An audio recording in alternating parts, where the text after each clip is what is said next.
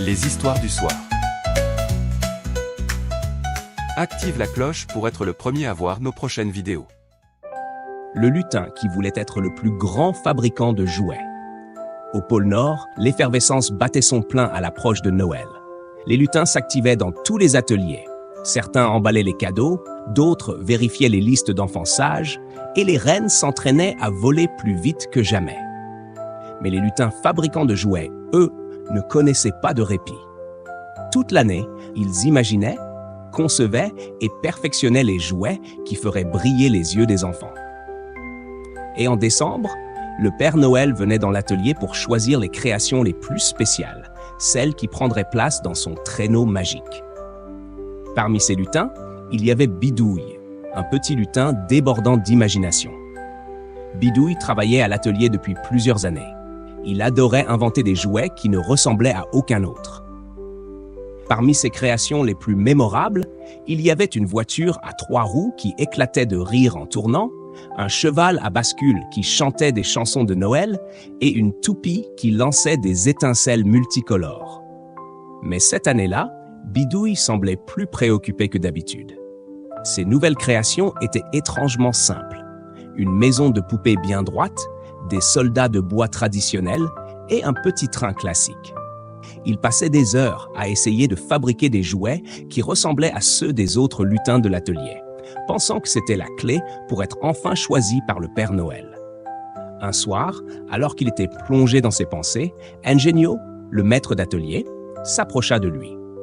Il avait remarqué que cette année, les jouets de Bidouille manquaient de cette étincelle magique qui les rendait si spéciaux. « Bidouille, pourquoi cette tête si basse ?»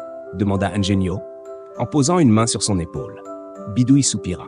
« Je veux tellement fabriquer les jouets du Père Noël, mais je ne suis jamais choisi. Je me suis dit que peut-être si je faisais des jouets plus classiques, comme ceux des autres, je pourrais enfin être remarqué. » Ingenio sourit doucement et secoua la tête. « Écoute, Bidouille, tu sais, ne pas gagner ne veut pas dire perdre. Le fait qu'il y ait des lutins plus habiles que toi dans certains domaines ne veut pas dire que tu ne vaux rien. Tu as quelque chose de spécial, quelque chose que les autres n'ont pas. » Il continua. « Les enfants n'ont pas besoin de jouets parfaits ou classiques. Ils veulent de la magie, de la surprise, quelque chose qui leur donne envie de jouer encore et encore. Si tu essaies de devenir comme les autres, tu oublies ce qui te rend spécial. Reste toi-même.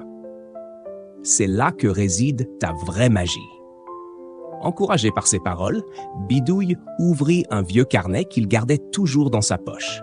C'était son cahier de croquis, où il dessinait toutes les idées folles qui lui venaient à l'esprit. Avec un sourire naissant, il feuilleta les pages et trouva une idée qu'il avait eue il y a longtemps, mais qu'il n'avait jamais osé réaliser. Toute la nuit, il travailla avec énergie, retrouvant le plaisir de créer sans essayer de copier les autres. Et quelques jours plus tard, le grand jour arriva. Le Père Noël entra dans l'atelier, examinant les jouets un par un. Les lutins retenaient leur souffle, espérant que leur création attirerait son attention. Quand il arriva devant le bureau de Bidouille, il s'arrêta soudain. Son regard s'illumina et un sourire chaleureux éclaira son visage. « Qu'est-ce que c'est ?» demanda-t-il en tenant un jouet en bois sculpté avec soin. « Ça, » répondit timidement Bidouille, « c'est un renne à bascule magique. »« Magique, dis-tu » demanda le Père Noël intrigué. « Oui, » répondit Bidouille avec enthousiasme. « Lorsque l'on monte dessus, ses yeux projettent des images de nuages flottants, de paysages enneigés et de ciels étoilés. Les enfants auront l'impression de voler dans le ciel, comme vous, Père Noël. » Le Père Noël éclata de rire. « Ce jouet est merveilleux, exactement ce dont nous avons besoin pour répandre encore plus de magie à Noël. Ce jouet ira dans mon traîneau, c'est sûr. » Bidouille n'en croyait pas ses oreilles. Le Père Noël avait choisi un de ses jouets. Il apprit ce jour-là une leçon précieuse. Il n'était pas nécessaire de gagner à chaque fois pour avoir de la valeur. Ce qui comptait, c'était de garder confiance en soi, de continuer à faire ce qu'on aimait, et surtout de rester fidèle à soi-même. Et depuis ce jour, Bidouille créa ses jouets avec encore plus de passion, sachant qu'ils apportaient une magie unique qu'aucun autre lutin ne pouvait imiter. Alors souviens-toi, Ne pas gagner à tous les coups ne signifie pas avoir échoué. Ce qui compte, c'est de continuer à croire en soi, à faire ce que l'on aime et à ne jamais perdre confiance en la magie qui réside en nous.